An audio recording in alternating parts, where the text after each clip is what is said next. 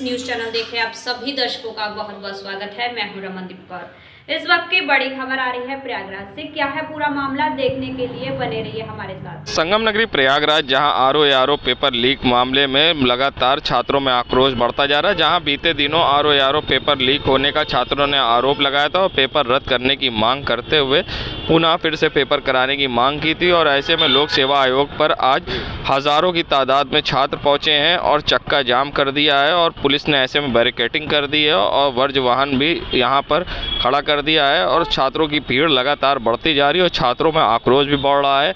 यही है कि जो एक हफ्ते से हम लोगों का आंदोलन चल रहा है आरओ परीक्षा के लीक पर, उसको सरकार तुरंत माने, अपनी गलती को स्वीकार करे। इसमें यह ना सोचे कि हमारी फजीयत होगी। अगर आपने गलती की है और गलती को स्वीकार करते हैं तो हम सभी युवा इसका स्वागत करेंगे। अगर पेपर कैंसिल नहीं किए तो पूरी उत्तर प्रदेश में पूरी भारत की सरकार हिला देंगे। हम प्रयागराज वाले युवा यहाँ से हटेंगे नहीं हम लोग। और दूसरी बात यह है कि जो होम सेंटर आप लोग बनाते हैं, यूपी पीसीएस के एग्जाम में आप होम सेंटर बनाते हैं, पटाई में आप भेजते हैं सीतापुर, बहराइच और लंदन और स्विट्जरलैंड। आप होम सेंटर बिल्कुल न रखिए और इस भर्ती को कैंसिल करिए। आपके ही सांसद विधायक अपने स्कूल में सेंटर लेके पेपर को लीक करवाते हैं और अरबों खरबों का खजाना अपने अंदर भरते हैं। मांग यही है कि पेपर लीक हो, अगर लीक हो गया है तो उसको निरस्त किया जाए और संजय सिन्नेत को बर्खास्त किया जाए और इसके साथ साथ री एग्जाम लिया जाए। लॉलीपॉप नहीं चलेगा। अभिनव द्विवेदी, प्रतियोगी छात्र, इलाहाबाद। संगम की रेती पर हर साल लगने वाले माघ मेले और 6 वर्ष पर लगने वाले कुंभ व महाकुंभ मेले में पिछले 38 वर्षों से अयोध्या, काशी और मथुरा की मुक्ति के लिए संकल्पित अनुष्ठान करते आ रहे अभय चैतन्य ब्रह्मचारी शिव योगी मोनी महाराज ने मां माघी पूर्णिमा की पूर्व संध्या पर संगम तट पर 51,000 दियों से दीपदान किया है। उन्होंने आतंकवाद और विनाश और राष्ट्रीय रक्षा के संकल्प को लेकर मां गंगा की आरती की। इस मौके पर शिव योगी मोनी महाराज ने कहा कि अयोध्या का संकल्प पूरा हो चुका है, अब काशी और मथुरा मुक्त कराना है, लेकिन इसके लिए एक बार फिर से केंद्र में भाजपा सरकार बनना जरूरी है। शिव योगी मोनी महाराज ने कहा कि तीसरी बार केंद्र में पीएम मोदी के नेतृत्व में बीजेपी सरकार बनने इसलिए मां गंगा यमुना से कामना की गई है। उन्होंने कहा कि भाजपा के ही केंद्र की सत्ता में रहते हुए अयोध्या की तरह काशी और मथुरा भव्य मंदिर का निर्माण हो सकता है। और क्या कुछ कहा है उन्होंने इस मौके पर पूजा अर्चना परिक्रमा करने के बाद, आइए दिखाते हैं। की गई है आतंकवाद विनाश और रक्षा मुख्य संकल्प था, लेकिन श्री धाम अयोध्या काशी मथुरा भव्य मंदिर का निर्माण हो, इसके लिए भाजपा सरकार केंद्र में बने, इसके लिए भी आज हम लोगों ने मां गंगा से प्रार्थना किया है। पूरे देश में सुरक्षा हो, रक्षा हो, मेरी सेना मजबूत हो, आतंकवादी घटनाएं फिर कहीं पूरे विश्व में ना हो, उसकी शांति हो। तमाम संकल्पों को लेकर के विशेष उपासना हुई। उसका एकमात्र संकल्प था कि जो राम को लाए हैं अगर पुनः आ जाए मुझे काशी मथुरा मिल सकता है। इसलिए मैं पुनः बार बार मां गंगा से याद कहा हूँ, मां कृपा कर दीजिए और आप मोदी जी को वापस ला दीजिए और मेरे जो जीवन का अंतिम संकल्प है काशी विश्वनाथ और मथुरा को हमें दिला दीजिए और अगला जो कुंभ है वो दिव्य भव्य हो जाए, पूरा विश्व आ रहा है, सकुशल कुंभ संपन्न हो। इन तमाम संकल्पों को लेकर के आरती, पूजा, अनुष्ठान, दीप प्रज्वलन, परिक्रमा हुई है। ये अनुष्ठान सुरक्षित चलते रहेंगे, लेकिन एक बार बार प्रार्थना है आतंकवाद विनाश हो, राष्ट्र रक्षा हो, काशी मथुरा प्राप्त हो, भाजपा की पुनः सरकार बने। नगरी प्रयागराज पहुंचे अल्पसंख्यक आयोग के अध्यक्ष अशफाक सैफी ने जहां समीक्षा बैठक जिलाधिकारी कार्यालय सभागार में की और अधिकारियों से समस्या जानी, तो साथ ही शब बारात को लेकर उन्होंने निर्देशित किया कि सारे कब्रिस्तान और हर जगह साफ सफाई रहनी चाहिए। वहीं उर्दू में वायरल पोस्टर मामले पर उन्होंने कहा कि मुसलमान अब समझदार हो गए, किसी के बहकावे में नहीं आएगा। और इस पूरे मामले पर क्या कुछ कहा है उन्होंने, आइए दिखाते हैं आपको। देखिए, आज हमने यह समीक्षा बैठक की है।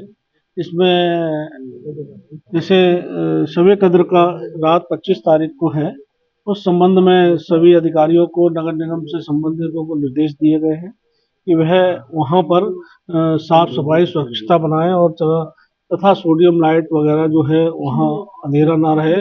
जो इबादत करने वाले लोग हैं वो आराम से रहें वहां और उनको अंधेरे में का सामना ना करना पड़े। बिजली, पानी इत्यादि और वहाँ पे चूने का छिड़काव रहे तथा पुलिस व्यवस्था वहाँ चुस्त और दुरुस्त रहे, जिससे कोई व्यक्ति वहाँ कोई इस प्रकार की गलत घटना ना कर सके। इन्हीं सब चीज़ों को लेकर यहाँ बैठक की गई है। पुराने शहर में फॉगिंग, सभी जो सफाई है, बिजली है, पानी है, फॉगिंग है, ये सभी अल्पसंख्यक जो मलिन बस्तियां हैं, गरीब बस्तियां हैं, क्योंकि अल्पसंख्यक ही बेचारा सब गरीब बस्तियों में रहता है ज्यादातर। तो उनकी स्थिति को अच्छा सुदृढ़ बनाया जाए और उनको अच्छा जीवन मिले, ये हमारी प्राथमिकता है। गरीबों के लिए ही पक्के मकान दिए गए हैं, उनको शौचालय दिए गए हैं और उनके बच्चे अच्छी एजुकेशन पाएं और मदरसों के अंदर आधुनिकीकरण योजना का जो माननीय मोदी जी ने कहा था, एक हाथ में कुरान और एक हाथ में कंप्यूटर, उसी के परिणाम है कि आज देश के अंदर सिविल सर्विसेज में अल्पसंख्यक समाज के बच्चे और बच्चियां बड़ी संख्या में आ रहे हैं निकल कर। क्या लग रहा है कि इस बार कुछ डर है क्या कि किस तरह से? देखिए, इस एक जो आपने बताया अभी कि पोस्टर उर्दू में जारी हुए हैं, तो वो समाज जो है अब जागरूक हो गया है, अब किसी के बहकावे में नहीं आने वाला। पहले जो लोग भय और भ्रम दिखाकर 70 साल से मुसलमानों के वोट का यूज करते रहे, इस्तेमाल करते रहे, अब मुसलमान जागरूक हो गया है। वो समझ रहा है कि 10 साल के अंदर जो लोग कहते थे कि मोदी जी और योगी आ जाएंगे तो मुसलमानों को हिंदुस्तान से भगा देंगे, तो उन्होंने जब देखा कि 10 साल केंद्र सरकार और 6 साल देश की सरकार में कोई मुसलमान तो नहीं भागा, बल्कि गुंडे, माफिया, अपराधी सब भाग गए। तो यहाँ जो शांति का जीवन जी रहे हैं और खुशहाल हैं, पूरी दुनिया के अंदर मैं दावे के साथ कह सकता हूँ, पूरी दुनिया की बात कर रहा हूँ, कि सबसे ज्यादा सुरक्षित अगर मुसलमान हैं तो हिंदुस्तान में है, भारत में है और उत्तर प्रदेश में। ठीक। श्री कृष्ण जन्मभूमि शाही ईदगाह मस्जिद विवाद मामले में हाईकोर्ट में 2 दिनों से चल रही बहस में मुस्लिम पक्ष ने अपना पक्ष रखा, जहां केस की पोषणीयता और ऑर्डर 7 रूल 11 पर सुनवाई हुई है। ऐसे में मुस्लिम पक्ष ने प्लेस ऑफ वर्शिप एक्ट का भी हवाला दिया है, तो हिंदू पक्ष अब जहां 29 फरवरी तारीख लगाई गई उस पर अब अपना पक्ष रखेगा। और ऐसे में क्या कुछ कहना है अधिवक्ताओं का इस मामले में, आइए दिखाते हैं।